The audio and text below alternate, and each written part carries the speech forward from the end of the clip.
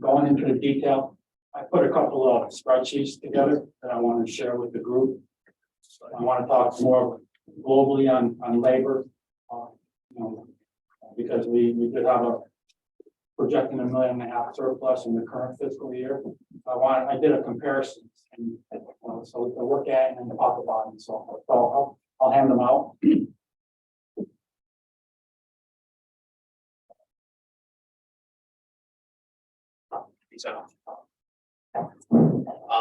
Just a point of clarification, right? $1.5 million isn't just all. Understand that. Okay. But it does have vacant positions.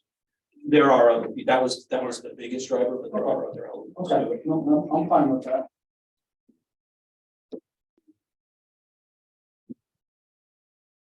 Yeah, there's- should be 8.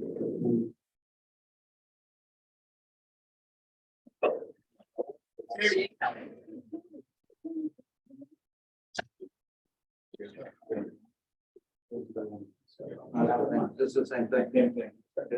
All right, so, what's very good here is, first, the majority of the page is really the FY 22 and 23 information, and then the last column is the budget.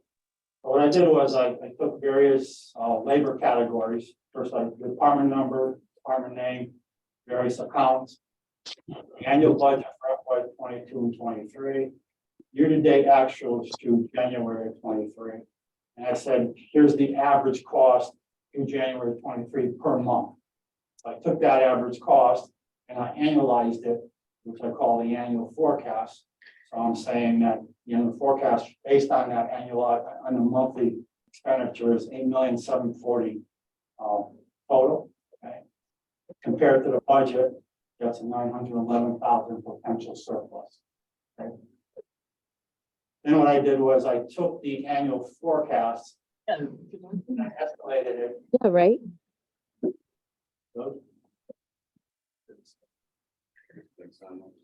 Zoom there. And I took the annual forecast and I added 3%, you know, for labor increases or whatever. Came up with $9 million total in the bottom. And I compared it to the FY 23 and 24 budget of $10 million, saying that I don't know if I call it surplus, but there's a difference of $1.1 million with respect to my projection for FY 23 escalated in the FY 23 and 24 budget. So that's just, an analysis that I did. Okay. On the second page, what I did was we want to treat the police officers, separately. And I took the V&A out also because we want to talk about the V&A also. So that just excludes those categories, and it still says there's a potential, of something in the neighborhood of 450,000 surplus in those labor categories. And the reason why I did this is really, we talk about surplus in the current fiscal year. We've had surpluses in previous fiscal years. So I guess I want to make sure, because we're going with a pretty hefty, increase here, that we kind of work through, these labor categories the best we can and say, is there room in here based on an outside bid or isn't there? I need, Kevin Roche to take a look at it and tell me, is there room for reduction? I mean, you can get back, what I mean? You're not gonna resolve this tonight, but just wanted to present this from the perspective of here's what the analysis shows. If there's any comments from my team, feel free to give me comments, but I just wanted to try to put the summary together here. Roche. Yeah.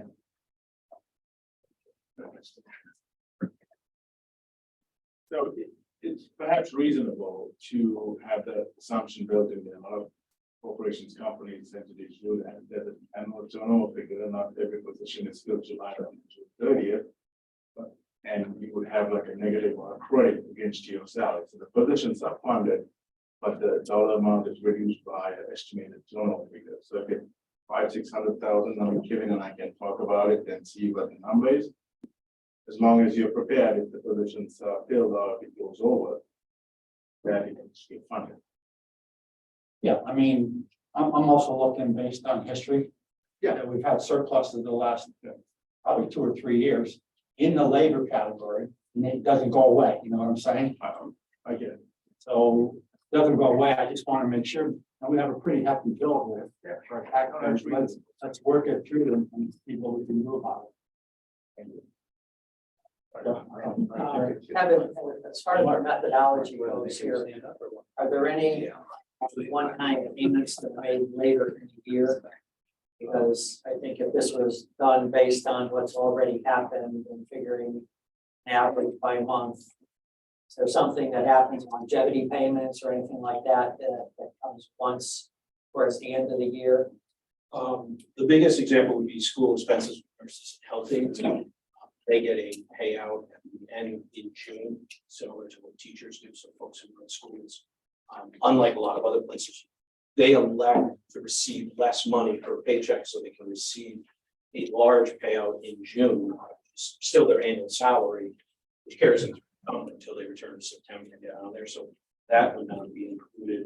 The other thing I would want to point out, there's a couple of things in here where positions were vacant earlier in the year. So for example, developmental services has a decent gap there.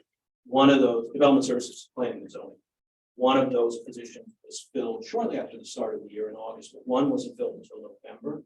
So we have a savings this year, but we wouldn't expect that to continue because they are now up to staffing on the 2 full-time positions that were vacant.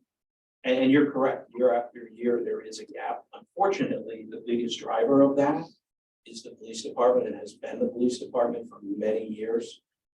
We pointed out in the effort, we pointed out as we go through the process. So I think if you were going to assume some vacancies, that's probably the area, and which is really unfortunate because obviously they are the only full-time public safety officials in town, but that is where the savings does come in. I think I laid out for you guys, right now there are 7 vacancies. We have another person who is leaving at a higher level to take a position in another town. So we will have an 8th by early April. There is one person in the academy and they are actively interviewing as regularly as they can. It's just not panning out right now. I mean, I knew that this analysis wouldn't be perfect with some of those different things, but I wanted to get, some more involved.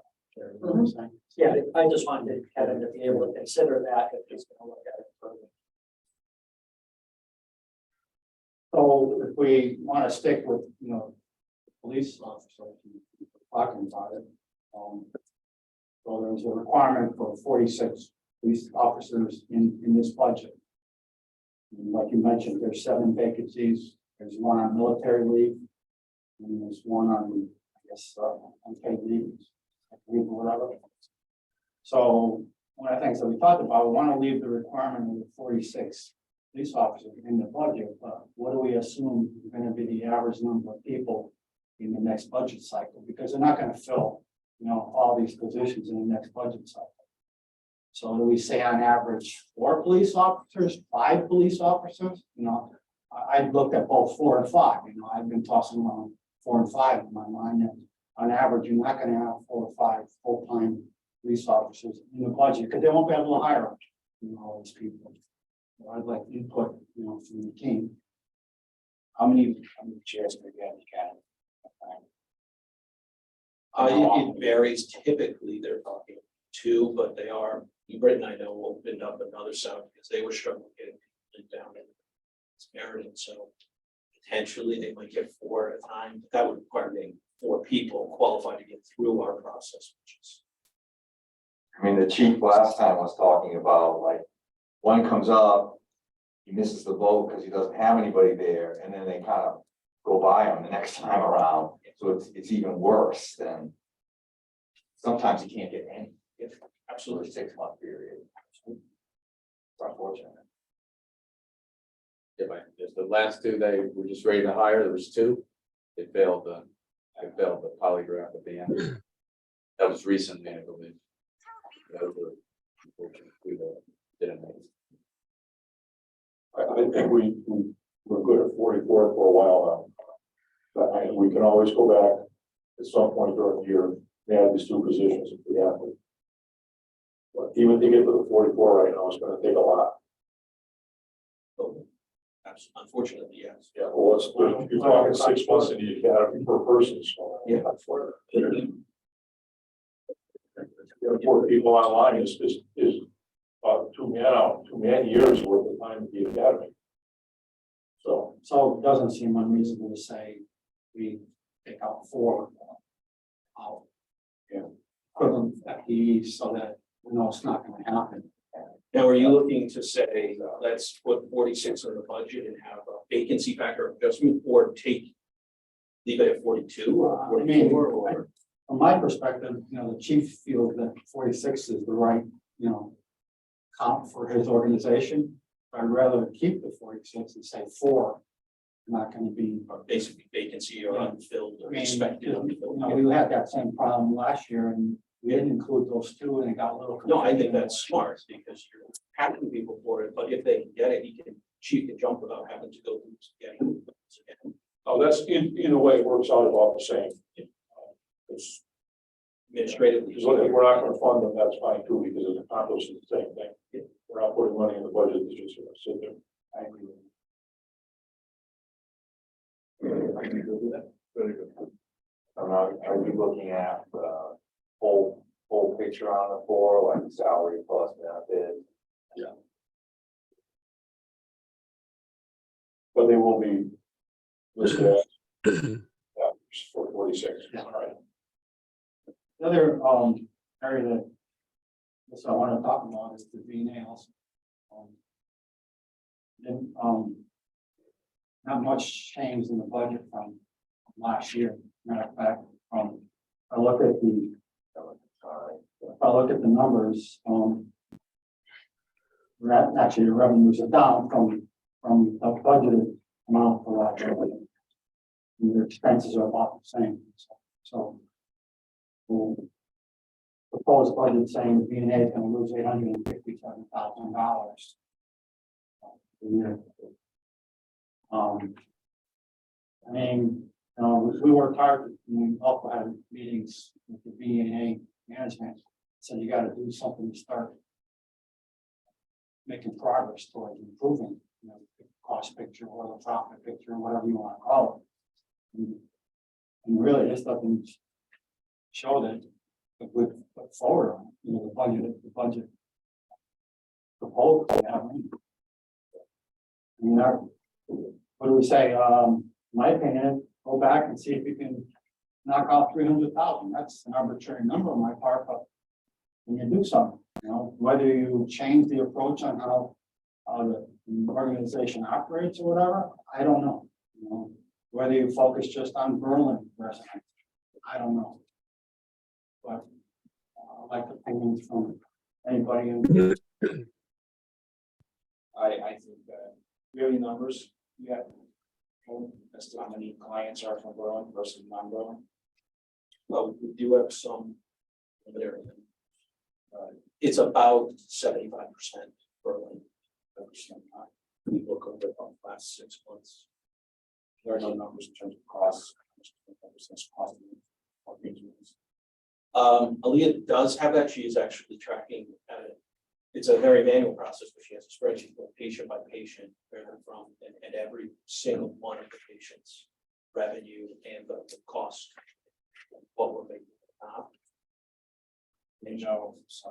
We know what the numbers are since the new Medicare went into effect in January. We have what those numbers are. We have from August, So we want to have a new number. Medicare. this past January, months ago. No, that's still a work. So there's a bit of a lag between the time that we have patients do work, bill, and then the collection period. The account. Yeah, it's not complete. We have numbers, but not complete. No, Aaliyah is on it. On her to address anything specifically. It's a regular meeting, so we're left to the chair. Well, I did a little looking at some of the numbers on the expenditure side that say that they're reimbursable items or reimbursed items. And I went through their budget and added up everything that said it's reimbursed. So speech therapists, occupational therapists, physical therapists, social worker, health aides, and medical services. Those expenditure accounts total $421,000. We're budgeting $700,000 in total revenue, which tells me that the work of the other $1.1 million in the budget is generating $280,000 of revenues. It just seems so disproportionate to me that our biggest costs are with the nurses and the nurses' expenses, with the severance and benefits. That part of the budget is generating $280,000 worth of revenue, and these reimbursable expenses are generating the rest. It doesn't make sense. I mean, I don't see how we could ever get this model to work even close to breaking even, or even with a small loss. I agree with you. I think we should ask the town manager to come back with us for a revised budget for this department that reduces their net cost by about $300,000. And we'll see where that goes. If it's reduced staffing, so be it. But if it's, you know, you have to look at this. I'd be very interested to see this spreadsheet that she has on cost and revenue per person. We've never been privy to anything like that before. Because I really don't, I'd really be interested to see how she comes up with the cost per client.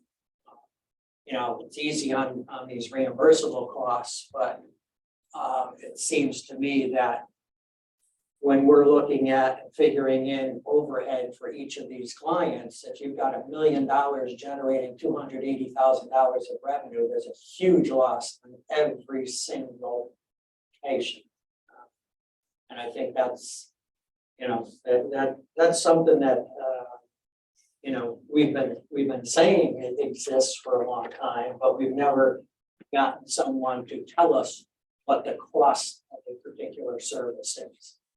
Okay, and when we get down to that and we say, okay, this service costs us this, and Medicare only reimburses us 1/3 of that, well, then don't we have to start thinking about why we're providing that so many of those services? Maybe we have to shrink this to the point where, you know, it's a manageable thing. And I think obviously we can't just say close the whole thing down because there isn't a charter provision for it, but we do have a responsibility to look at that budget just like any other budget. This seems to come back to an unwillingness to just change their model too. I mean, that's part of the problem. They don't even want to look at it outside the box. So I don't know where we go with it at this point. What you guys think that that's a good number to start with, that's fine. Well, Sal and I have, you know, a conversation, and you know, we you know, we've been looking for and asking for changes all along, and I think we've got to do something significant to move it in a direction where we can take a judgment as to whether it is in fact savable or not savable in terms of the levels that they're at. And I think, you know, when going from a budgeted loss of $676,000 in the current year to a budgeted loss of $866,000 in the proposed budget, we're going up $190,000 in losses. You know, and that's just totally opposite what we've been meeting with them and talking to them about over the last couple of years now. Yeah, this is my fourth budget year, and every year it's gonna happen. This is it. This is the year it's gonna happen. And here we are looking at. Can I ask few questions or provide some information, please? Sure. Okay, great. So I just want to refer back to some previous meetings where the mayor had said that we believe it is a good thing for the town, the VNA.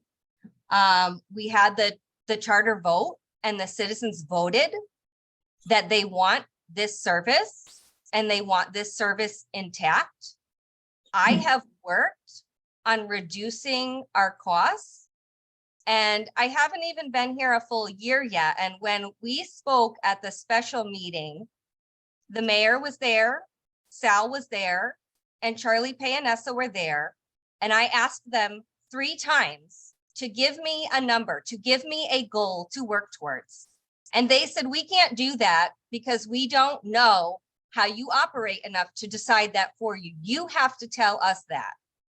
And so I have been working on reducing the deficit. And I believe, Kevin, I have my sheets here. It looks like we're up about 44,000 from revenue this time last year, which I know is not where we want to be. That's not the goal. But what the goal was told to me was chipping away at it. And we know that it's not going to go away in a year. We know this deficit didn't happen like this in a year. It's not going to be fixed in a year. And you offered me time to continue working on what I've been working on to make things better. And I've been doing that. And Charlie said, no matter how the vote goes, we have to work together. Yes, absolutely. And I have been very transparent. So I'm just very curious how in 4 months we went from, we want to work with you. We're not going to cut the budget. We're not looking to cut staff, as the mayor had said. We're not looking to have anybody lose their jobs. Yet here we are. You're looking to reduce the deficit by $300,000, which is going to leave me with a staff that cannot adequately care properly for the patients. And if you don't understand, I'm going to tell you now that revenue is, and our reimbursement is based on quality. When we have less staff, the quality will drop. And our revenue will also drop between 3 to 5% because your reimbursement is based on how you provide care. Now, in the new model, we have a possibility with good quality care that we've been providing to increase our rates in revenue by 3 to 5%. And I'm also looking to grow our census by at least 25 to 50%. But unfortunately, I've been working on basically redoing the whole agency because it's been very neglected and not kept up to date to the point that we don't even have an orientation manual for people. So I've started at square one doing that. I have not even been able to begin doing marketing because I'm doing the job of 2 people and I'm only 1. So I need you to follow through on what you told me, that you were going to give me time to work on this, and the goal was to chip away. And I've been doing that. We might even hit a reduction of maybe, 60 or 75,000. I know that's not the goal, but if year over year we can continue to reduce it and do better, I'm not sure why I'm like the scapegoat for the poor administration prior to me when I've shown you results here that I can turn it around. Leah, this is George Miller. I'm gonna take a little bit of issue with some of the things you said. First off, the mayor never said that we would give you all the time, whatever, in the. I'm not saying he said all the time. That's not what I said. May I speak, please? I listened to you. I'd appreciate it if you'd listen to me. Well, you didn't listen very good. I'm not gonna be insulted here. We'll just have a look. You're confrontational, Leah. I guess you don't really want to listen.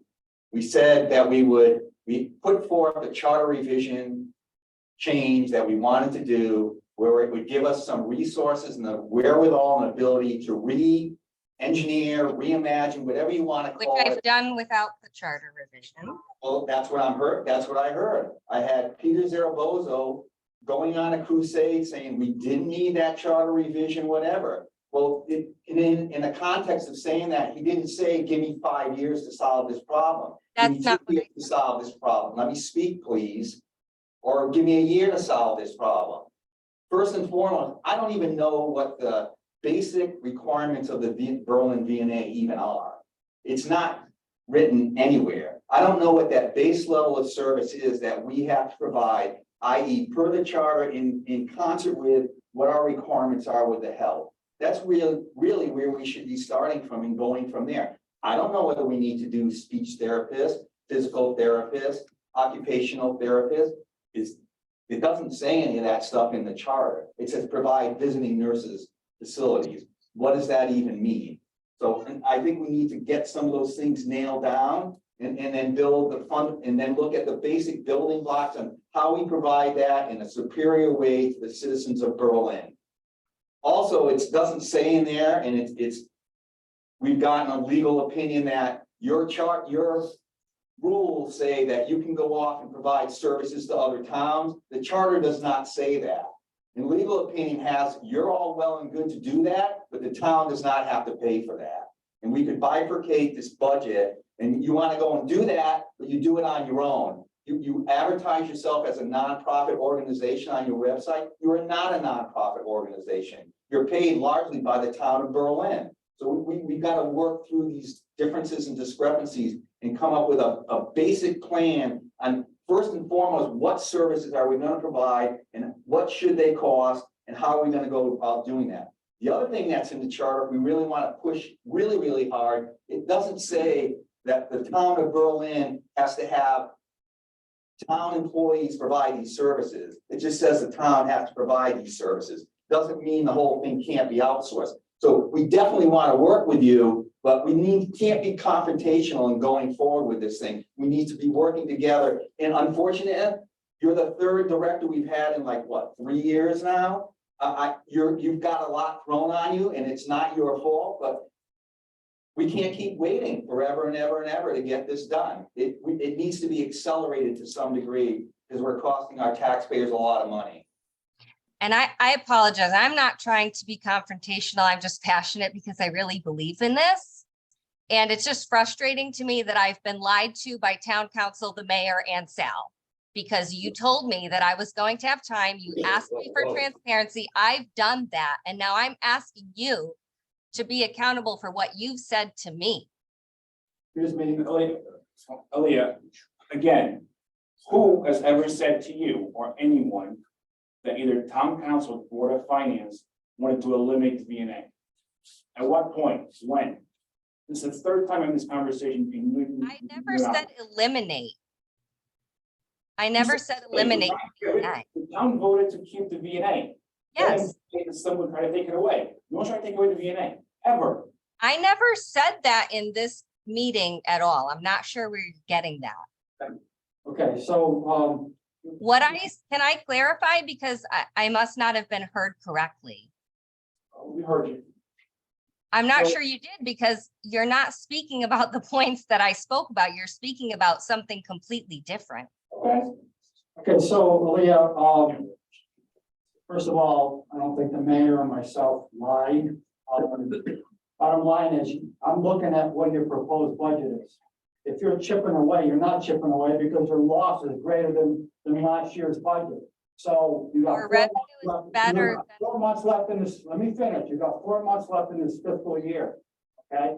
So the new fiscal year starts July 1st.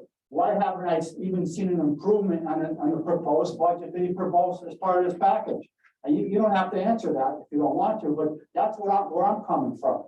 So for me to say that I agree that you're gonna come in flat or even worse than last year is ludicrous. Okay, so I'm asking the town manager, Kevin Delaney and yourself, go back to the table and look at it. What can you do? Well, I'm not, in my mind, I'm not accepting a worse loss condition than last year. So you're not chipping away according to the numbers. The plan is that the revenue is going to increase and therefore decrease the deficit.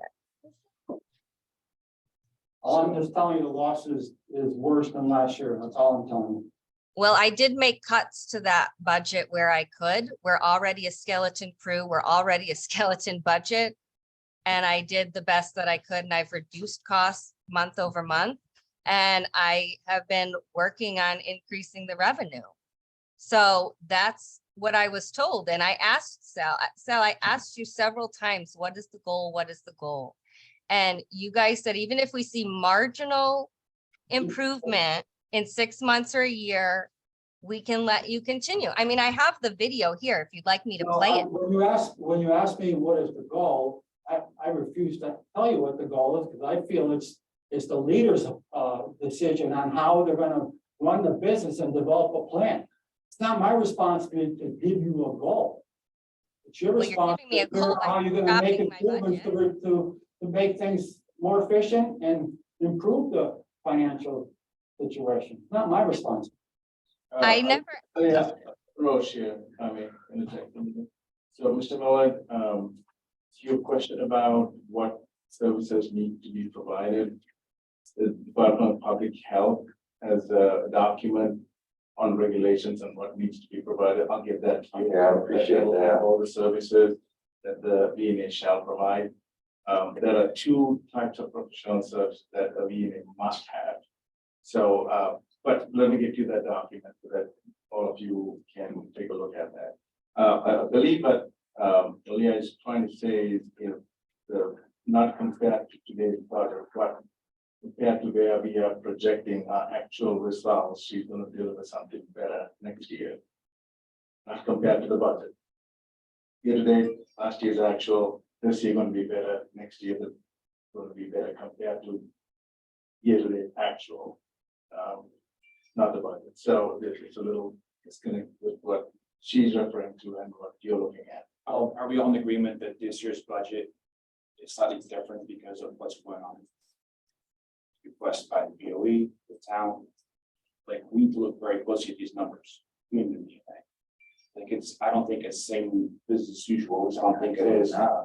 Like we're talking about transferring 1.9 million to the town, but here we are talking and arguing about $300,000 that would be removed from the VNA in losses, lost money. Like we need to be I hear you. realistic. You give us a chance. Realistic. We'll look into it. Yeah. Well, take a look at it, Roche. I mean, when you say better than how we're gonna finish up the year, you're not, it's basically flat. The loss, I project a loss of 864,000 in the current fiscal year, and you guys are budgeting 867,000. So it's a flat loss. You're not getting better, okay, I overall. will look at the numbers. Get back to you. I don't have what you're looking Okay. at. So I still want Okay. to keep going. Thank you. Okay. I'd like to add one more just comment about the services.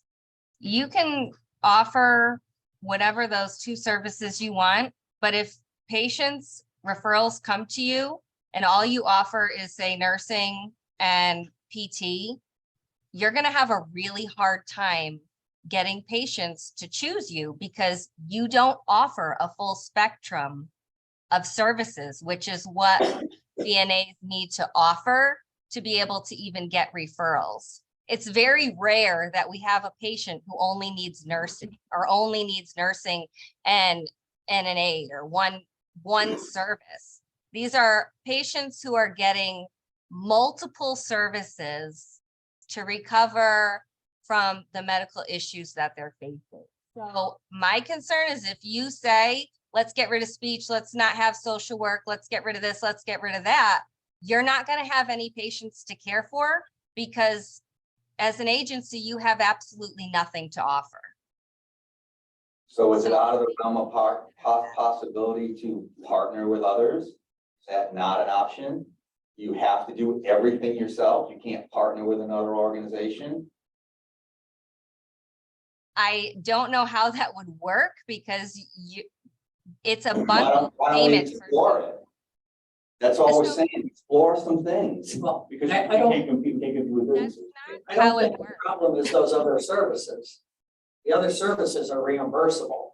Okay. So if they're fully reimbursable, and I don't know if all of the expenditure explanations say fully reimbursable. I know some of them just say reimbursable, so I don't know if that means we accept 75% reimbursement because they're reimbursable expenses or they're fully.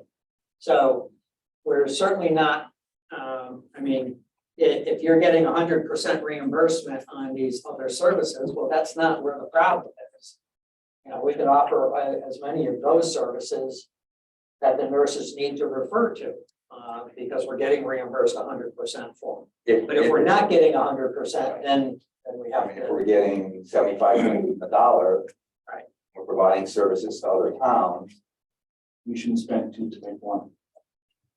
So I don't know, could you clarify, in the expenditure categories where it says reimbursable, whether they're 100% reimbursable? Or do we just get a percentage on all of those categories, the speech, occupational, physical therapy, social worker, health aides, and medical services? So let me just pull this up here. Which one do you want to look at? Just go right down the list. Okay. So, yeah, so let's start with, what's the first one that says it? Speech therapy. Okay. So for, pull up my other sheet here. Okay, so yeah, speech therapy, because they are a per diem staff member, they get a flat rate for each visit that they do. Those are reimbursed by insurance providers. The insurance providers all pay different rates for that. For traditional Medicare, you're just getting a lump sum for whatever services that they need. For like a Medicare. Why don't you just, wait, I don't want to get too bogged down, but why don't you just tell us, you know, if there's some in that category that will not pay for the full cost of the service? 'Cause you have a spreadsheet, we hear that tracks the cost of service and the revenue per person. So are there some of these services being provided where we don't get reimbursed 100%? Yes, so we do have some patients with insurance carriers that do not pay as well as others. And say a United Healthcare patient, it costs us $60 to send the aid with the overhead costs and benefits and salary and all of that included, and they pay us $18. I don't have an ability to refuse that service to a patient because their insurance isn't going to pay that. That's not legal to refuse care because their insurance isn't going to pay it. And we also can't refuse patients based on their payer. So we are tied by legal standards that I can't just pick every Medicare patient because we know that we're going to come out on top and have money left over. I can't do that. The state will come in, they will investigate us. That's illegal. So I do know which payers pay the best and which payers they're not going to pay so good. My staff knows how to utilize visits the best that we can to be fiscally responsible. But yes, it's a yes and no to that answer. Some payers pay well over and above, and some payers pay less. And so on patient A, where they have traditional Medicare and we have leftover funds after we've cared for them, and we have patient B who has United Healthcare, and maybe we lost $100 on them, but then they end up evening out.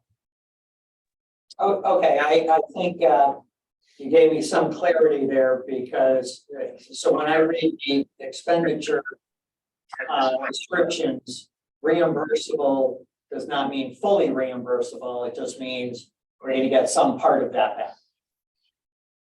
Yeah, it's hard to give a direct answer. I can say on a traditional Medicare, yes, 100% reimbursable. On an Aetna, on an Anthem, on a Cigna, yes, 100% reimbursable above and beyond what the cost is. On a United Healthcare, on a Medicare, on a CCCI, on a private pay patient who's paying us to come out and provide like a home health aid service, we do lose money on those patients. That is true. Thank you. John? Kim and I also spent a bit of time going into the professional, technical, other category.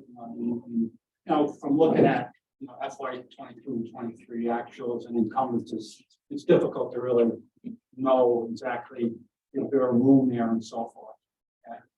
But first question is, if you have encumbrances there, you're in February, or you're in March now, do you expect any more encumbrances for some of those categories, or are the encumbrances almost all in place for the whole entire balance of the year? That's one question.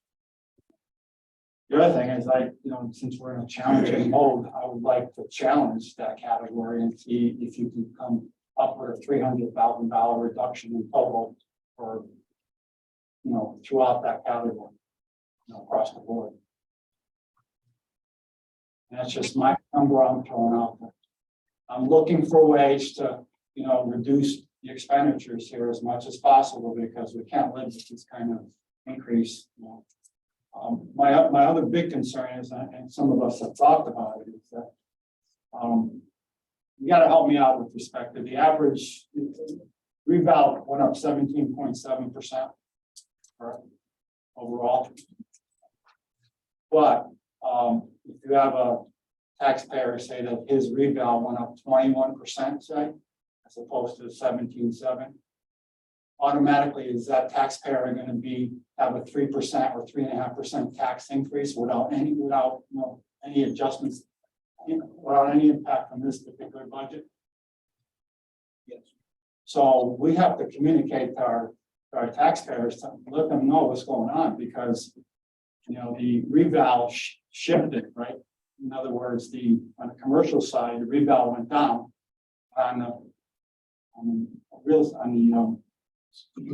Well, I would say commercial went up, just not at the same pace as residential. And then motor vehicle went up, personal property not nearly as much. They all increased, but the residential real estate increased much higher. Some of that is just new developments that have gone in. One of the other challenges when you think about commercial versus residential, commercial often takes a lot longer time to build a commercial building than it would to say put in a new house, or maybe even a new neighborhood. So the value of that commercial property is going to increase year after year as it's being built. And then on top of that, some of those that have been completed, there have been tax abatements on them. So that mutes a little bit of the immediate term impact, with the idea that longer term it will provide value to the town, that an abatement would offset some of that or mitigate some of that growth. Anything else you want to add? But bottom line is, if the taxpayers reval is 4%, say, higher than the average, okay, and then we decide to increase, this budget by 3% hypothetically, that taxpayer is going to have a 7% increase and have sticker shock. I'm not sure the math would be exactly, But but it's rough. close to that. Yeah, it would be. And we do have a model from the assessor which shows so current fiscal year, what was the value of the property and the reval, to be able to point out. We decided to hold off putting that on the website until you had done your work, to put the mill rate, whatever that is, forward for the annual budget hearing. So people will be able to go on the town website and look up their address and see current year taxes and what would it be if the budget passes? What would their personal taxes be on their house, condo, whatever it is? We obviously can't do that for motor vehicle, or for personal property, because those are so variable, but real estate can't do that. That's my concern.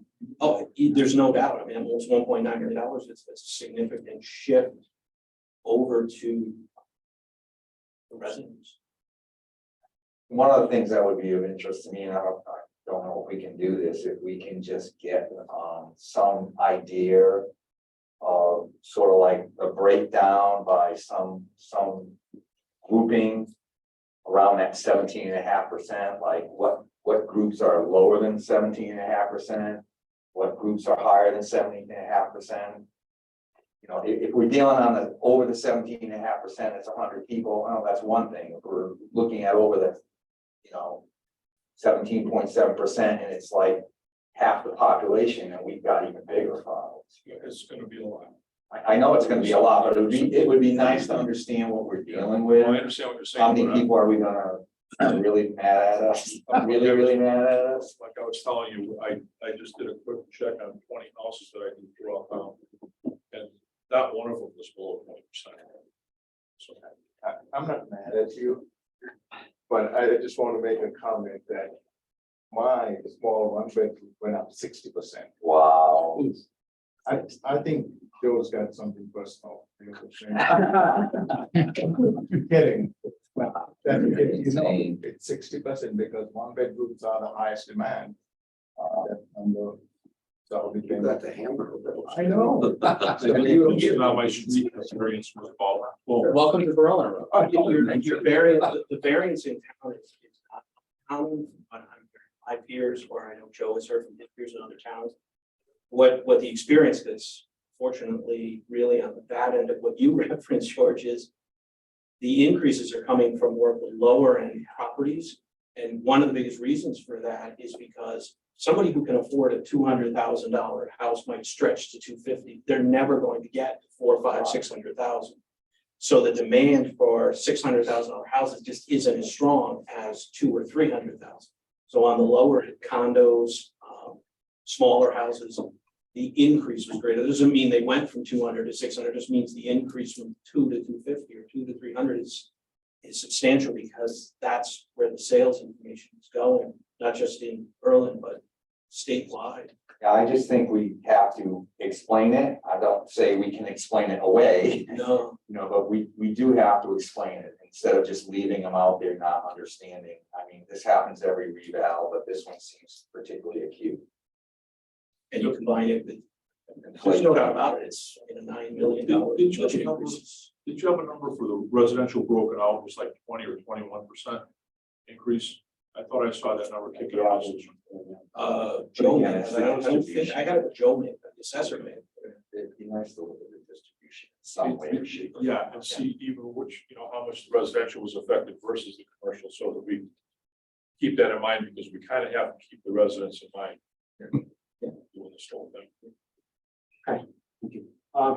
Jerry, Kevin, switching to health insurance, you budgeted 10%. Just to give us some background information, and I know last year in the process, you started with a number.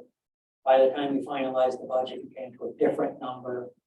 I'd like to know what your projections are for how we are actually doing related to that rate as adjusted for the existing year.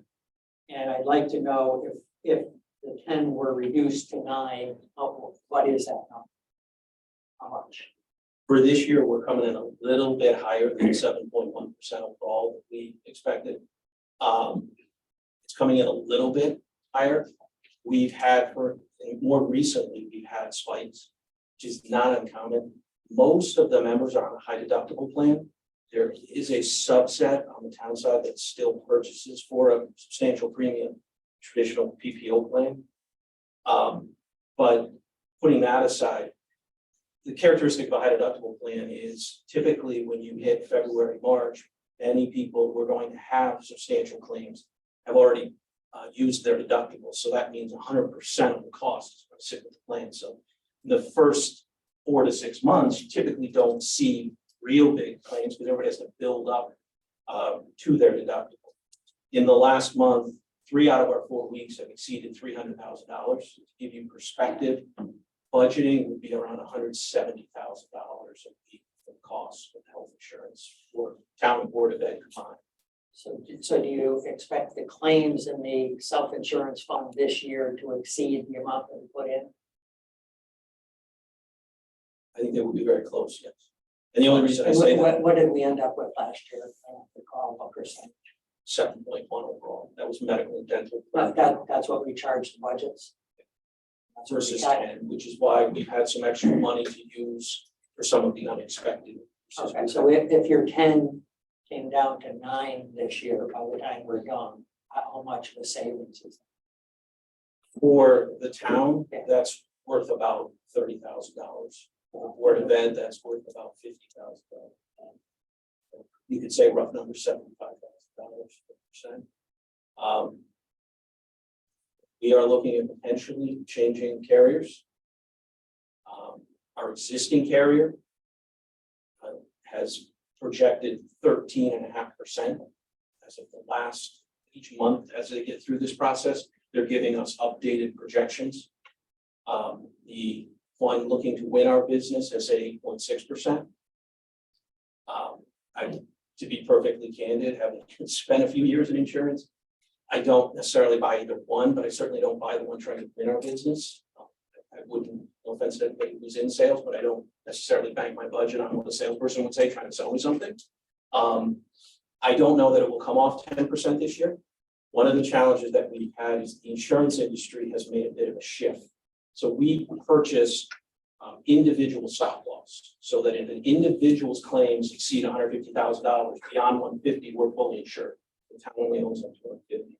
That's part of what drives my question of I expect it to be close, but I'm not sure, is if you have 5 people who get 200,000 claims, you have $1 million of claims. If you have 10 people with 100,000 claims, you have $1 million of claims. However, those people that have 200,000 claims, 50 grand of that now belongs to the insurance company. If you have 10 at 100,000, we own all of it. So that's where the anomaly comes in.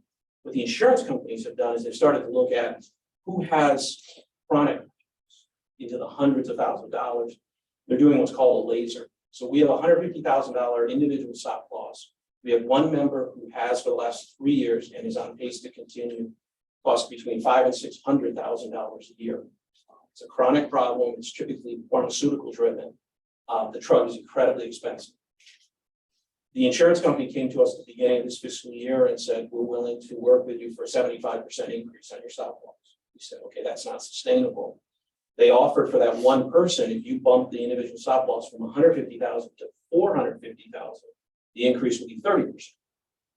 And so we did that because the cost, the guaranteed cost of paying $300,000 more was actually less than if we just sucked it up and said, take the 75%.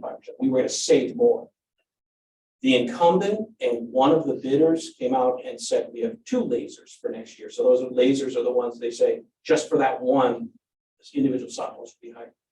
The one looking to win our business has said 1 rather than 2. So there's a big uncertainty. We know, you can tell based on the claim activity who it is that the incumbent has identified. And what we don't want to do is also create kind of an up and down every year. So yeah, we ended up taking the salesman's pitch and we went with 8% this year. Next year, we have to go with 12 or 13 or 14. We're trying to keep it stable so that our reserves remain consistent and we're not going hog wild. And that sounds a little weird saying it's a 10% increase and we're trying to keep it steady.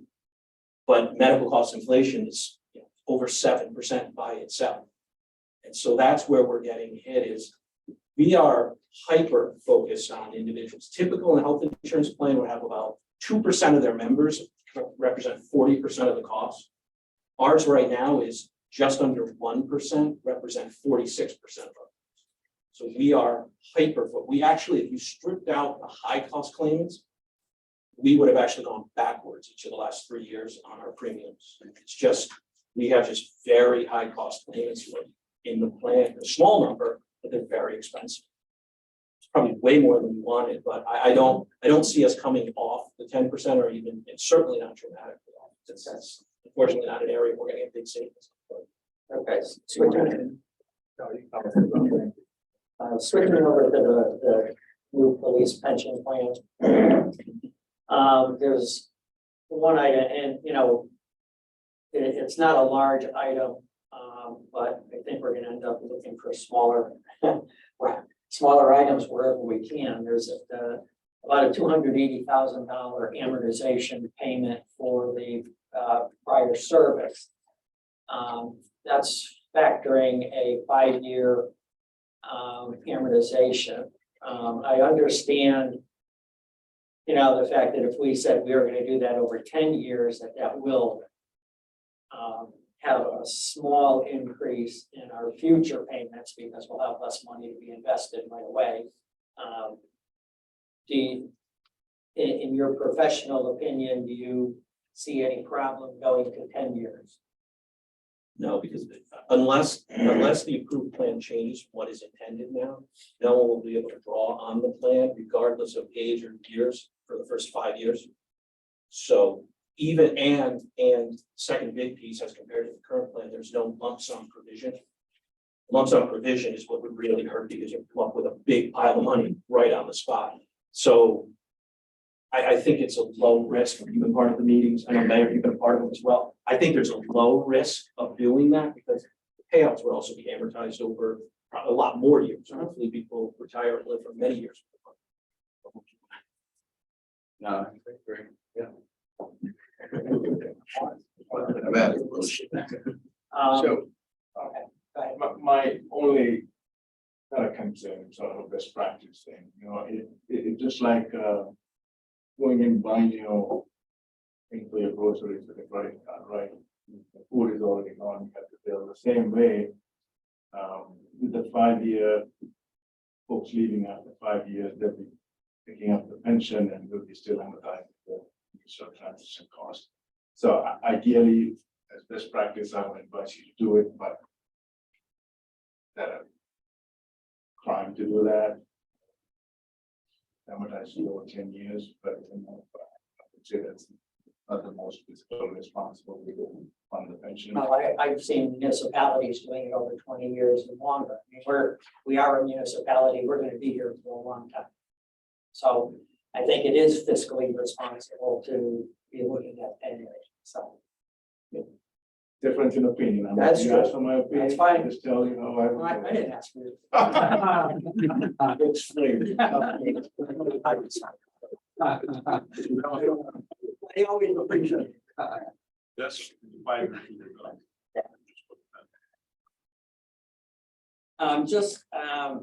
I don't understand what it's about. Maybe someone can give me a little bit of info on it. In the transfer section, there's something called Kensington Village Architectural Review for 25,000. And I wanted to know sort of encapsulated form, what it's for and will it really be needed this year? Go for it. The quick answer is, I don't know. And the reason, whether it'll be needed, I don't know if it'll be needed this year. What it is several years ago, planning and zoning, under state statutes had the authority to establish this Kensington Village Group, which was designed around the idea of building up Kensington, Kensington Village area, which now has Steel Boulevard and a strong area of economic focus. In doing so, there's a requirement under the statutes that we would have to hire an architect to review any plans for facades or building fronts that are visible from the main road there. And, would 25,000 be needed this year? I don't know. I guess it's unlikely that you need the full 25,000. What's the village area? I don't know the specifics. I think you're probably looking, Kensington. About the fee store. Upward. Yeah, basically, we're talking Towards the TOT. railroad tracks? The Bennett's back to downtown Kensington, right around, the Dairy Queen area, up to probably Levinix and. So when you say visible, are you talking about people on the street or just visible from the street? Visible from. So it could be a back lot. Could be back line. Yeah. So have the development that's there now by the railroad station, has that already been approved? Or is that something that we have to go Development Newport before? Group, I don't think Newport? that goes all. No, so that's not what this would be used for. No. So there's really only a couple of lots or Well, you could have Places. existing buildings renovated. I mean, probably the most prominent example that I can give nearby is what Glastonbury is doing on Main Street. If you look at that area that was in McDonald's and all that, there was a really old house, you saw pubs and things out of it. That's now been completely redone with the Jersey Mike's, and the medical complex. All of that would be under review by an architect, and then that would be presented. So planning and zoning could make sure that it's consistent with what the ultimate goal was. Like kind of the other side of the street, that's might potentially be in play, Farmington, like the Ave and upwards. You have that hole there, but, you know, the overarching concept is to make that a walkable area where people can come down and participate in restaurant, shops, facilities, medical complexes, other stuff. I think. You were on planning, wasn't that kind of the intent? Yeah. Now we Yeah. address it when the time comes. Yeah. So, But that only applies if someone says, I wanna renovate my building. It's just that, that's when you play, that's how it was, like, if someone said, I wanna renovate my building. Okay. Last item in that transfers account is, 250,000 for grant match. We do have 300,000 already in contingent. I've heard the discussion on this grant match about how sometimes we need to move at lightning speed. Have we ever lost a grant because we haven't had match funds available to your knowledge? Yeah. We had a couple this year where Jim Mahoney was able to identify that we just did not have much funds. Some of it has to do with the magnitude of the match. So if you have a 20% requirement and there's a $500,000 opportunity, we have to have $100,000. There's two that were on the council agenda. So you're basically saying that there's not enough time to go to a town council meeting and to a board of finance meeting. And you're gonna lose a grant. In 2 weeks, 2-3 weeks of time. I'm saying if we have it in contingency, we can do a transfer. Council can do a transfer. I'm just trying to see what the urgency of putting 250,000 and putting it in this account is. If we can act within a week, council can act within a week. Well, if that's what you're intending, contingency, I think. No, it's, I'm just saying if the opportunity comes up, that's what contingency is. Well, I think given where the plan of conservation development is moving, with the trails, with the walkable element downtown, with many of the aspects that are in there, the goal would be to the town to avail itself of more of these grants. Right now, the town is working closely with Middletown and Pistol Creek and that area of town, trying to improve trails, and there will be more of those opportunities.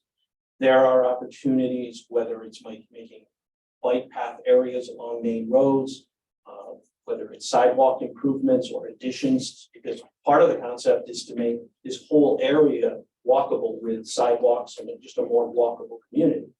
This dovetails in the plan of conservation and development and says that's an investment that the town would make.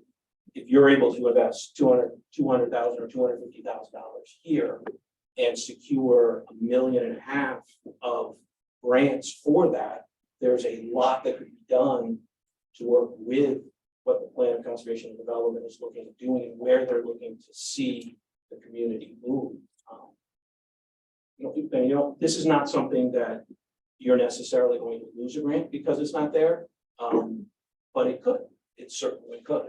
I don't know if you want to speak to that. You talked to certain Jim a lot about these things. But I mean, that's almost like saying, I mean, the town council has to approve a grant application anyway.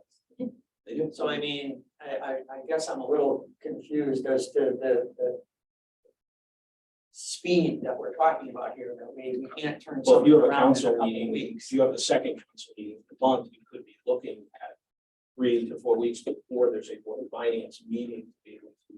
Do we only find out about these grants? Sometimes it's 3 weeks of, seems to me. Isn't it possible that we could just simply have a special meeting? I mean, with Zoom now, everybody lives in town. We've done that like 2 months ago. We've done that before, yeah, just. What you basically would be saying is you want to fund that through fund balance. And that's what you would have to do in the middle of the year. So if that's what you wanted to do. You could also just appropriate fund balance, add it into the budget year and accomplish the same goal. You would take a $250,000 out of fund balance today, put it in that account, and it would be available to you, and it wouldn't tax residents, and it would accomplish the same goal without having to do any of the special. Or you lose flexibility if you don't. You lose the flexibility of potentially using it for something else if you don't need it. I mean, we can always transfer it. I mean, out of the 250,000, how much at any one point in time would we typically need for some of these grants? Do you need all 250, or can you go with a smaller amount? And if that amount got used, you could then allocate more from fund balance into it. I don't know, I'm asking, I don't. It varies by grant. There, We we have one grant, have 250? we have one grant that just came through and needed like $5,000 or $8,000. We've had others where we need to come up with $100,000. It will vary by grant. It's really gonna be the magnitude of the grant and what we're trying to cover. I was asking, do we ever have one that was $250,000? There are some that we have had to put up, especially as we worked on the boulevard downtown, and some of those other elements. The state was fronting considerable money, so the town put in there as well. Yeah, we actually did that during, we could, during a regular board of finance meeting, if we had to move some out of that fund, we could do that as well. Oh, yeah, you can move Some money. transfer, so we're talking no more than a month. We needed to do something else with it. Oh, yeah, absolutely. It's not too bad. I mean, Mr. Chair, I know you think that's from my opinion. So this is a different in strategy to, spoken to, John Beach about this, and increasingly there are state grants that are coming with the 30-day application deadline. They want it shovel ready. Ready to go quick so that state won't get 150 applications in all over the state. So we think there's opportunity, and it's a great way to, spend 20 cents on the dollar or 10 cents on the dollar and get 100 out of it. So we just want to have the flexibility. We aren't saying, ask for a number from Jim Mahoney, the initial request was a million, so I think we need to bring it down a little bit. 250, not the one grant, be multiple opportunities, and I think we are going after grants now because we need outside money coming into the town. So if there's another way that you think we can get the matching funds, let's look at that strategy, but I just want all of you to be very flexible because it's a good way to get outside money into the town. Yeah. I think pulling out of fund balance is a practice. I mean, it's still sitting there, it's still accessible. I don't know if that's really, Well, it would still be there, but we would be putting it out there, would get access to it. We would just simply. Maybe that's something we can discuss. Then. Yeah, yeah. My last item. Thanks, Derek. Skipping over, I'm gonna give someone else a chance. I may, Martin, you chair? No. In the, transfers to revaluation fund, 72,500. Is that to start a new, that's to start to fund a new, okay, because that's not to pay for what we just finished. No, that's to start the new, so that you're not hit all at once, like a $400,000. Okay, thank you. Okay, I relinquish. All right, so I'm gonna turn it over to Tim. He wants to talk about capital. I was waiting for that to come up. So the fun begins. Do I just start at the top and work our way down? I mean, yeah, you know, when we talk about, ask some questions with respect to some of those areas. Well, the most obvious ones I found in sites that I actually visited were the pickleball courts, the equipment playground at Willard and at Little People's. Took a walk out there, I walked around them, I looked at everything pretty well. And I gotta tell you, I don't know why they're on any kind of planning plan for this year. They're in what I would call at least good condition. The pickleball courts are lined out, the lines have just recently been done. They're on the old tennis courts that are over by in the pool. So I don't know, I don't know why we would even be entertaining these three projects this year. Well, pickleball was, there's been it's a growing sport, a growing sentiment now. So the grounds department, in response to a growing request to have some of this, did try to repurpose current tennis courts out at Hubbard, basically next to Hubbard School. For about $300, they bought temporary nets that somebody could call, get the combination and open up. It's not a long-term solution. It's really more like having a volleyball net that you can come grab when you want to use it. The request which actually came from outside of the town, from some residents through Parks and Rec Commission, is to replace all or at least a part of those courts with similar arrangement to what exists on the basketball, tennis courts, high school, that kind of material, that kind of quality. In visiting some other communities, what the superintendent of grounds found was that if you go with the low quality, they tend to deteriorate very quickly. And the town ends up actually paying more because you're replacing and repairing frequently. Whereas similar to basketball, tennis courts at DHS, when you go with a higher quality, you're putting a lot less time and effort in replacement costs, and long term, it's less expensive. So they went out and looked at replacing the tennis courts with pickleball courts and making something more permanent and lasting. Residents, especially as the popularity grows. I mean, you can see as far as all the items on the general fund list, this was at the bottom, not because it is important, but it, you know, on the scale of school bands and other things, this did fall down on the list of priorities, but that's the basis behind it. If you want to. I understand it's a popular sport and everything, but in reality, in this particular year, with what we're looking at, I don't think it's gonna be the bulk of the residents' priorities.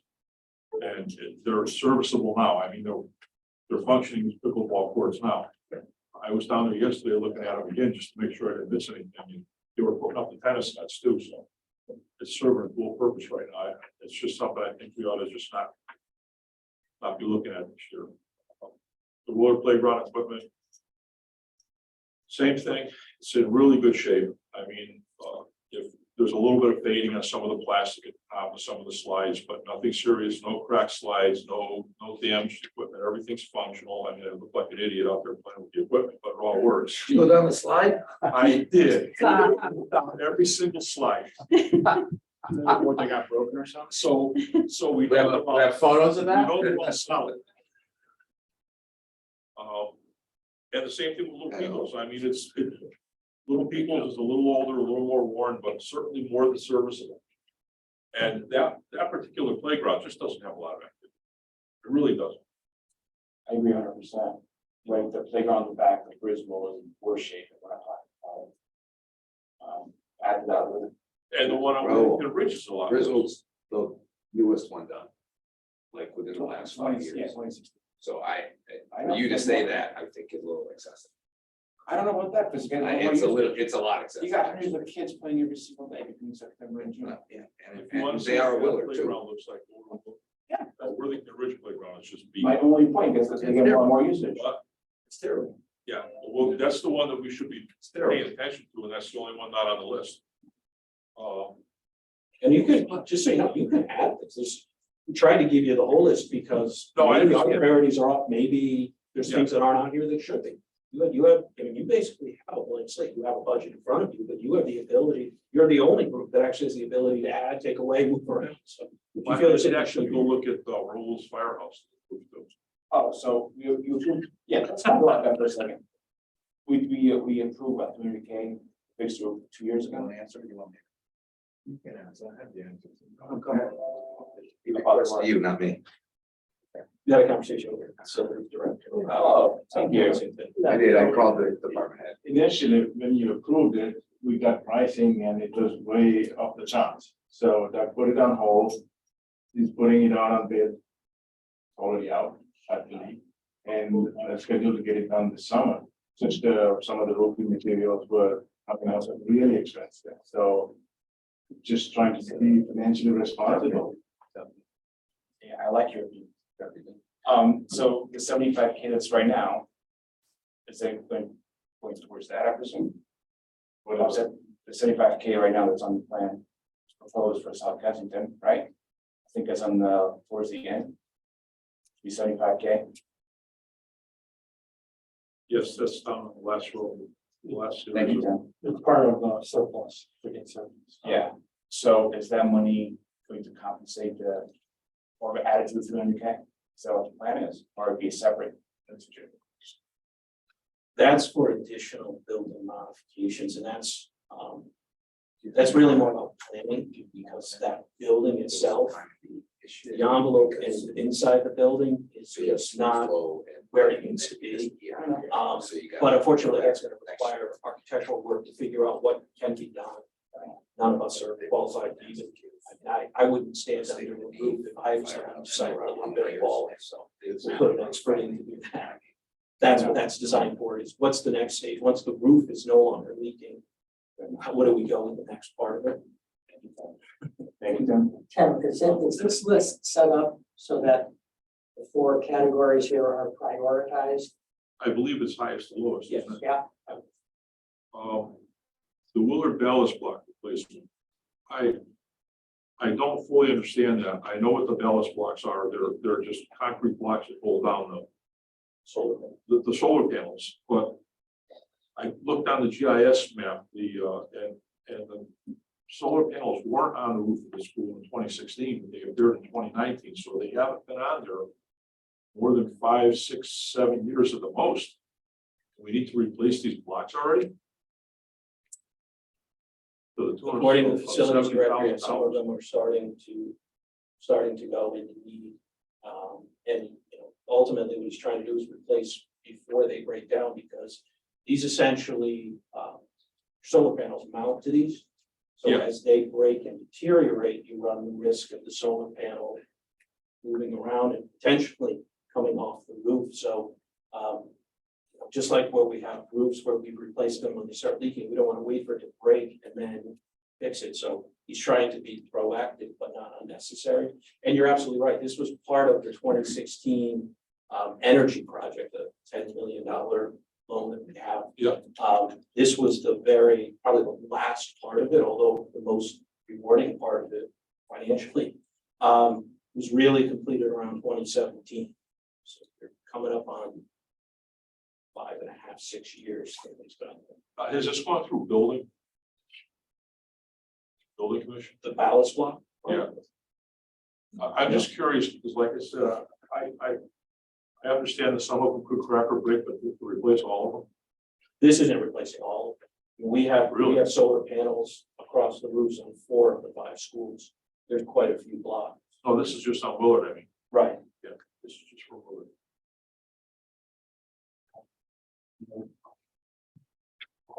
I think what we'll do is we'll take a look at this list and decide. We want to go out all of it partial, or do we want to add something? Again, I think we're dealing with some huge costs that we're going forward, so The only only say is it really needed, in our mind, and then, one thing I would also encourage is in your binder or online is the 10-year plan. So Yeah. you're looking at items that the capital committee looked at, we looked and said, these are kind of the priority items for this year. But there are other items that are maybe out a year or two that you may want to pull forward. We try our best to evaluate, obviously, whether it's grounds and looking at the pickleball courts, facilities, buildings, or everybody else, trying to come forward with the highest need items. But everybody's opinion matters, so. Now, I will say too, Jim Simons did a killer job with these trucks. Large dump trucks to be able to buy the bodies and save the fleet trucks. That saved the town millions of dollars. He's basically asking for the cost of 1 truck to replace the body on 3, which will Yeah. extend them out about 10 years. It's basically the bodies, the material that they were built with is rotting out because of the salt. Our cars take beating, but the salt sits in these things. He's trying to replace it with better material that will last longer and keep those 3 vehicles on the road. so we're just coming off of capital. The other 3 major projects that we presented, expected going up for more depth, was the HVAC systems at Griswold and Hubbard, and then the PD, police department. But one question I have is that, right now we're working on the Willard HVAC, correct? How well are we doing on that project? They are finishing up, I just got to talk to Public Works Director today, and they're finishing up the bid documents, getting ready to go out with that. We do have a project manager on that, so they're working on that to handle these things. They feel confident they'll be able to do that work this summer. They don't consider that to be a big project. It's obviously a big project for us, but they consider it to be a certain project. Because in my mind, I'm asking, we have the resources to take on two schools, two more schools. You know, part of this budget, you know. The reason those are on there is the town authorized the superintendent to apply for a state grant. We expect to hear any day now. Apparently, awards were given, but they're with the commissioner, so they're waiting to announce whether we received anything and did what we received. Part of the grant was stipulation that every town had to commit to, are you going to be able to fund this? State didn't want to award it to someone who chose not to fund it. And so the idea behind it is if we're awarded these grants, that the town would move forward with the work. The grants currently come with a completion date requirement at the end of 2024. So if we get the grant and move forward with that grant, we have to complete it by next year. These are typically not one-year projects. What the plan is for Willard and would be for the other schools is interior work. So you kind of rip out the ceiling, put all the ductwork, all of the interiors, chillers and everything would come in next summer. That's part of the challenge. Unlike town hall or other places, you're not going to walk in the middle of the day and start doing work on HVAC or ripping out the ceilings, parts of the school. So it is a heavy summer focus. I would suspect that if the town did not want to go forward with funding those, given the competitive nature, the town would certainly turn down the grant. I'm sure there are more than enough communities who would be happy to take that money and use it, but then you would be deferring those two projects and foregoing the state grant if we receive the state grant. The Board of Ed is also did an initial application with the federal government for a K-12 HVAC grant in case the state grant did not come through. The initial application was, is there enough here for feds to encourage you to apply fully? The board did hear back that the feds did encourage them to apply. So they're looking at that as a potential backup plan as well, if they don't get, if the county is not awarded one or both of the schools. That's sort of the situation. So the $1 million, you have $1 million grant money for each one. Is that, who developed that $1 million? That's something real or That's a is it swag. something That's a swag. I have no idea. It could be zero. It could be 2 million. I mean, literally, we don't. You know, the state had 150 million, right? Yeah. 150 million, 130 communities applied. So I mean, So you're it's not talking. looking good. No, but we also, because, you know, the council authorized the superintendent to apply and he applied and the town gone through that whole process. It would not have been responsible to just leave it out of the budget and come back to you and say, by the way, we need $4 million. It's not like we're coming back saying we need $4,000. That's a substantial project.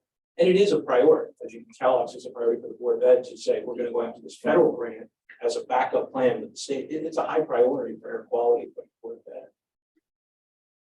But we don't have to actually keep these in the budget at this point. We should know shortly on the grants. We're supposed to know anytime.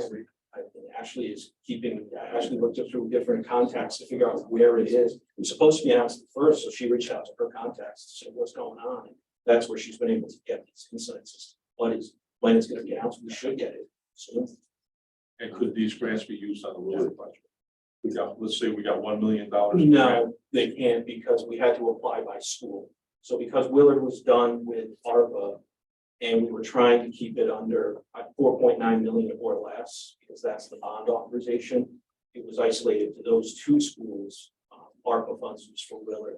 And each one of those schools is viewed as an independent project by the state. And that's typically how they do that. They do that with security vestibules, they do that with roofs, anything they're reimbursing, they're going to look at it. Each school is its own project, give it its own project number. So we couldn't repurpose it to apply for Willard. On the police station renovations, is there an update regarding? They had a meeting last Thursday. When I talked to Mike this morning. I talked to the public works director this morning, so they are changing the scope of the project. So it will be a different project, which essentially will be the characteristics of phase 1, but that would be the entire project at this point. And the numbers now, they're talking 3.5 to 4 million. So the overt intent is keep it under 5. That's, What's the status of our 300,000? So that. this will be, the work that will be done, I'm being told, is not going to be additional on top of that. It better not be. We commission the guy. We sign a contract and then we change the project. Is that accurate? I would say when we're refining the project, because he's keeping to the red part rather than changing it completely. Okay. And which is why I don't, there's not an indication that there would be more, because he's able to say instead of 3 parts, the whole project will just part 1. So it's. Do we do any bidding based on the whatever number it was, 6 change? We have not. I was just wondering if our 300,000 is now inadequate to do this. Me too. At this point, there's no indication that it is. And unfortunately, all I can say is at this point, We know anyways, I think they should modify the Well plans. spoken. That's what, at least what I got from all the people on the building is that they're just really modifying the plans. It's not a complete redo. no, they're just basically saying phase 2 and 3 are now out, and the whole project will be what was essentially, I mean, completely, Yeah, they what was phase 1 incorporated is some just things the into old project, which is why they're able to repurpose pretty much everything that's there. There was no lighting this time. As of this morning, I had a conversation, you're still moving forward with everything. Because, you know, we're asking to buy all this and the schools and so forth, so I want to make sure that before we make any decisions, then we really understand. That it's achievable schedule wise, that we're Start. I actually did ask, are you gonna be able to go out to bid? I asked about Willard. If you haven't gone out to bid yet, you finalize the bid documents, if you have a problem.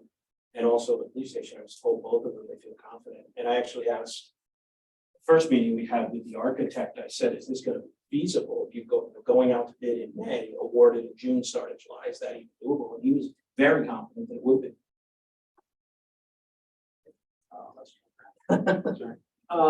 Evan, where, this is back to the capital plan.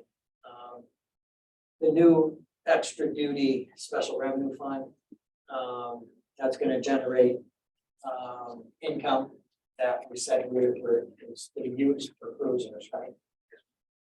And I'm In just wondering- fiscal 24. I'm just wondering how much, you know, in what we're looking at here in the general fund, this is in addition to whatever you're thinking is gonna come out of that fund. This would be for this year, and then the idea would be that some or all of those would be able to come out of the general fund and be funded with special revenue. But we're gonna have to build the special revenue. So nothing to come out of the special revenue this year. It's in the No, because we haven't started. We're continuing to run out the general fund this year to start July 1st. We got an unmarked car coming back too, don't we? Did we just purchase? This actually could be put back in service as a line car for now. Probably they've purchased a few and we're putting things together. We have the one guy that's retiring. Or is going to another department that was using a town vehicle. It was a unmarked vehicle, so. Yeah, I don't know if his interim backup. Ultimately, I think the plan is to replace that position of that person, but in the short term, certainly. Yeah. I would think the lieutenant who's going back probably would take that, but that's for the, I guess, the chief of the police commission. So. I don't know if you've heard anything about the car.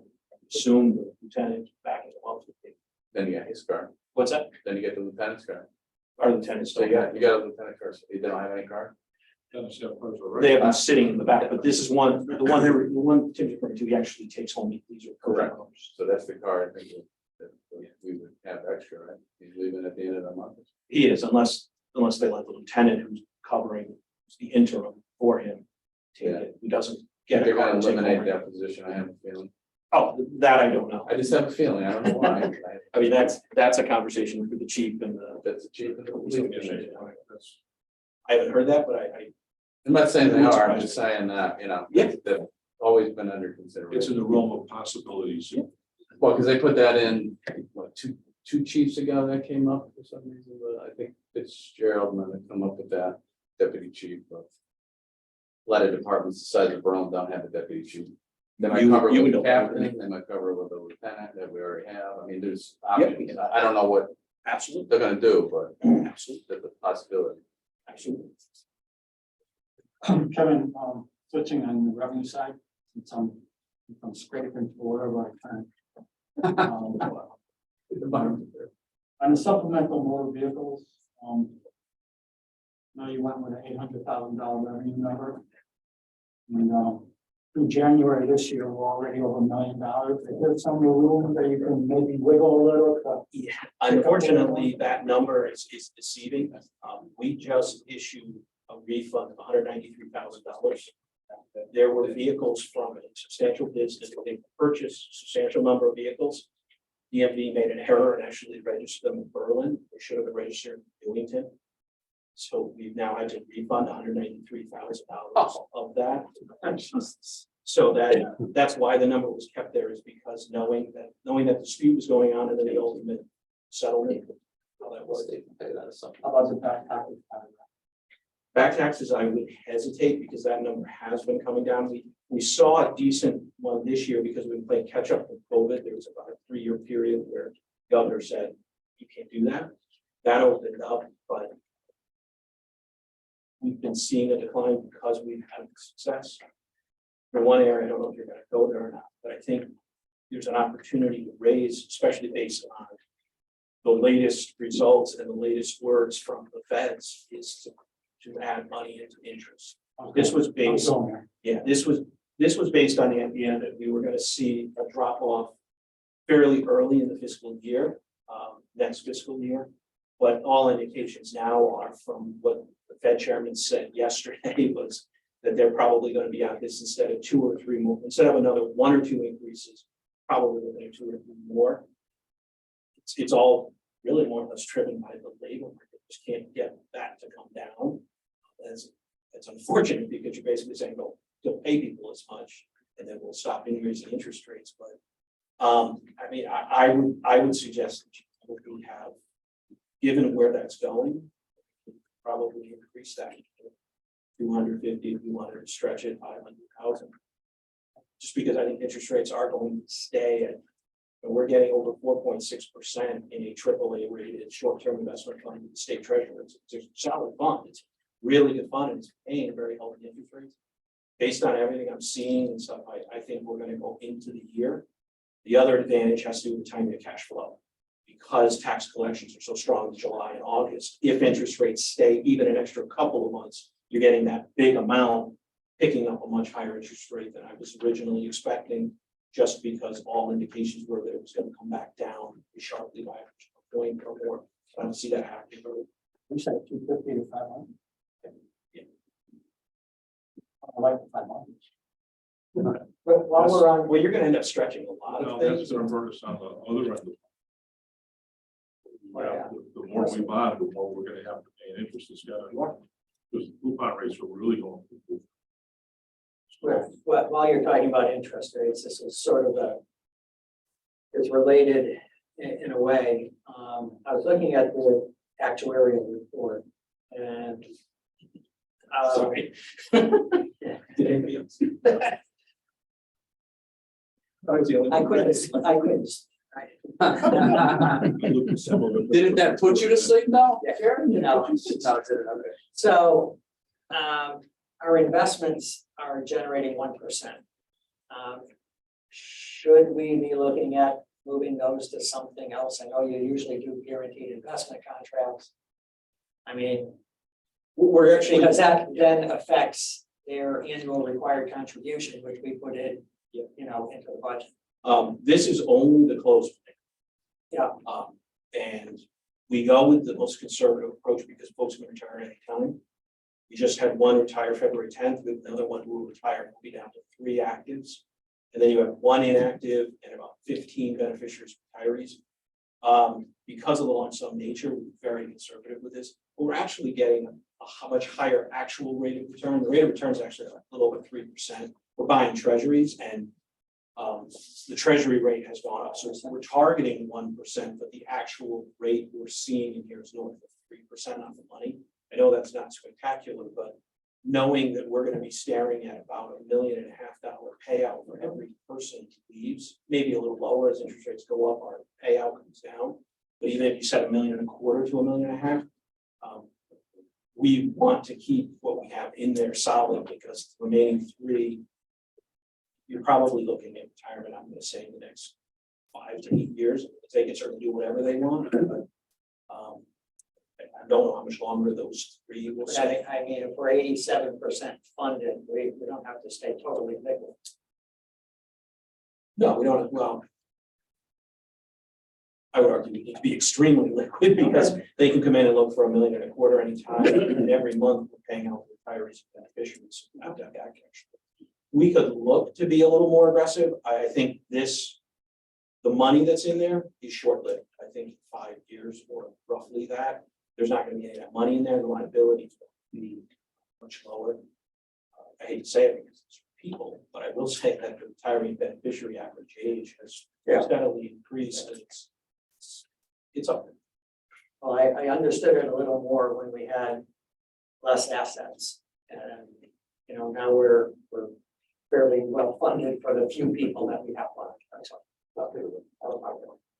Are there any questions from? I think, I like that this has been more of a fact finding than, you know, figuring out where we're gonna be with the final budget numbers.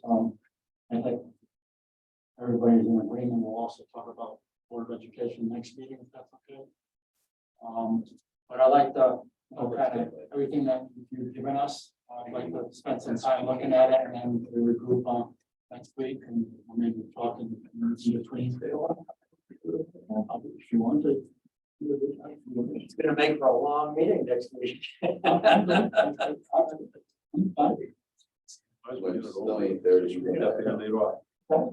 Council members still 10:30, you know, we're talking again. We're getting more efficient, Mayor. Little bit.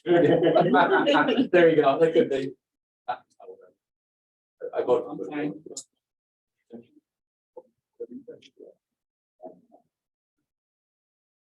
Now. Anybody want to start or? I think the jury was. Well, I mean, we have to talk about it. some- You know, I looked at both the budget that was presented by the superintendent and the budget that was it was increased by about 400,000, you know, by the Board of Education.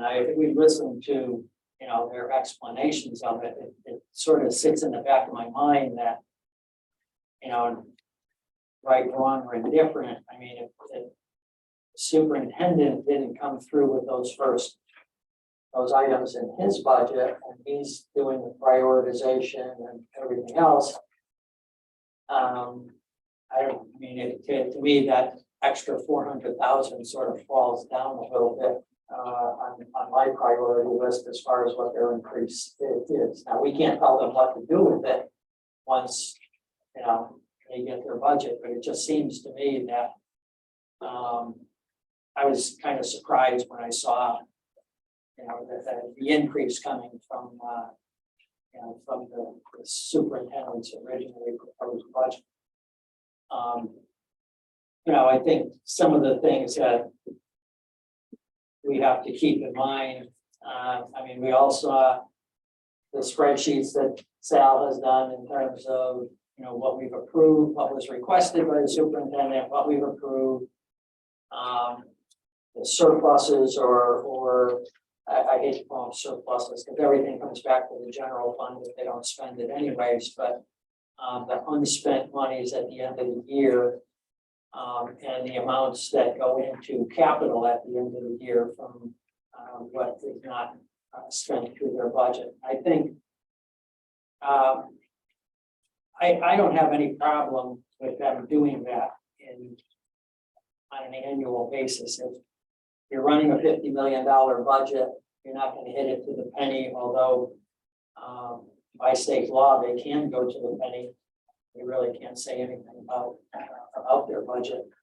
And I'd rather see them take monies that come from whatever reasons during the year and spend it on capital items at the end of the year. I've heard some some people not too thrilled with that approach, but we really don't fund capital up front. We've been funding our capital through surplus for a number of years now, so I look at it that the budget, you know, once we give it to them, I really don't take too many second looks at how they're gonna spend it, because they're entitled to spend it according to state law. If we gave them too much, well, then certainly that's an opinion, and you know, I think we go from there.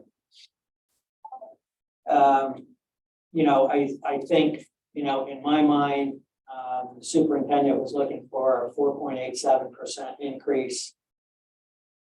He indicated contractual obligations were 3.43 of the 4.87. Those are correct here. I think, you know, we've done well with the Board of Ed over the years. You know, the fact that they have not had to come back to us, take a look at the city of Hartford, what they're doing right now. Not that we ever want to be in that kind of situation, but boards of education do occasionally overspend the budgets. You know, I'm looking, you know, at some of the numbers, and you know, I'm just going to throw it out. I was seeing somewhere in the 2.8 to 3% range for the Board of Education.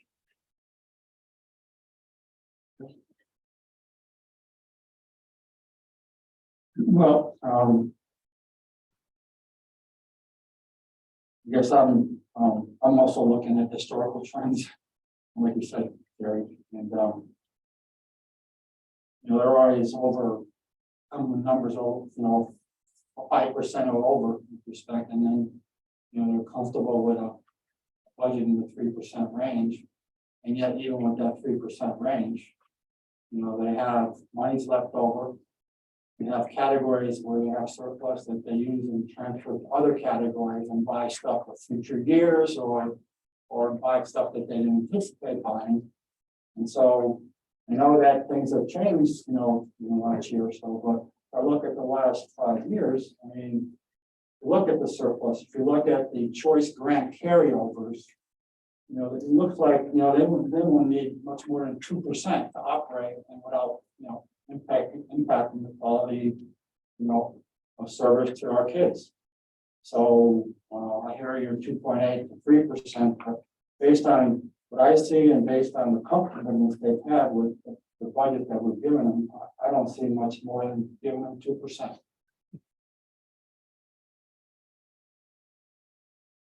Okay, so I think I was thinking about 3.5, to be honest with you. Last few years, we took positions that were vacant, but now we're talking about taking positions that are not vacant. These are actual teachers. Although, yeah, we cannot tell them what to do with the money, but it's clear that they need to pay the salaries. Have a bigger conversation, obviously. But I just have I still have a problem with the fact that this is a constantly declining school system, around 451 students, 2013, and I see no adjustment to that. And yet you go and in the audit, it's just constant year after year increase in salaried employees. I mean, not necessarily teachers. Teachers have been remaining flat, but the number of employees to the school system has been on a continual climb for 10 years. So we're still, last year they got what, 2.6%? 2.5, and still turned back a surplus. So how much longer are we carrying this on? They're adding teachers this year. They're adding a kindergarten teacher. Yeah. But they're also taking on 110 students from the choice program. And a large number of those are kindergarten students. Those are not new. Those are not new. Well, they are taking on a new group of students this year. And when the breakdown is very heavy towards kindergarten. So are we starting to use this program to maintain our staff? And I don't don't get me wrong, I understand what the point of the choice program, in those spaces, you have classrooms, where it benefits the town, they have a full, full complement of students. But where's the cuts come? With a drop of, well, that's 450, that's what, 15%. It's a drop in student population, and drop in the compensate for it. Our population may be declining, but I don't think education should decline for students that we do have. The kindergarten kids are coming in and improve, yes. We pay for teacher fees, our kids as well. We need to be conscious of that. We're talking about how everything is getting more expensive with inflation and everything else. Well, students tell you, so the insurance, healthcare, everything, but just you should get. It's part of the economy. You have to be realistic about that. There has to be a happy medium, I agree. But definitely for the conversation.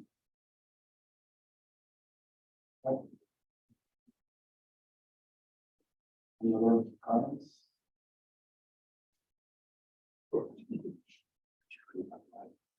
You want to give us your suggestion as to what you think it should have? I'm still really concerned about just the reevaluation, $1.9 million shift, the distribution of the increases on the residential side. We've still got a substantial town budget, whatever. Personally, I think 3.5 is like, just whether it's needed or not, it's unaffordable. I mean, I talked last time about just looking at the demographics of the people who own houses in town, and we've got 50% of our people over 65 years old that make less than $75,000. I just don't see how we can take a 5% or 4% increase on top of what they're going to get hammered on with this reevaluation type of thing. I mean, I think some of these people are going to be looking at 8 to 10% increases on their house. I think we have to be as prudent as we can. So I'm kind of in line with Sal too. I think we have to be somewhere in the same vicinity when we come to other towns, to be honest with you. We're on the same boat though. I think, I'm, if Jerry's looking for a number to put out there, I would say I'm in the low 2s. So. I'd be there too.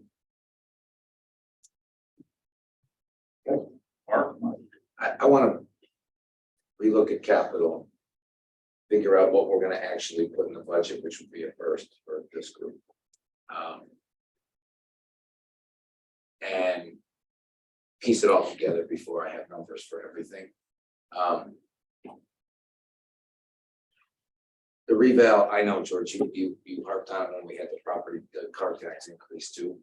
The problem is everything's going up for everyone.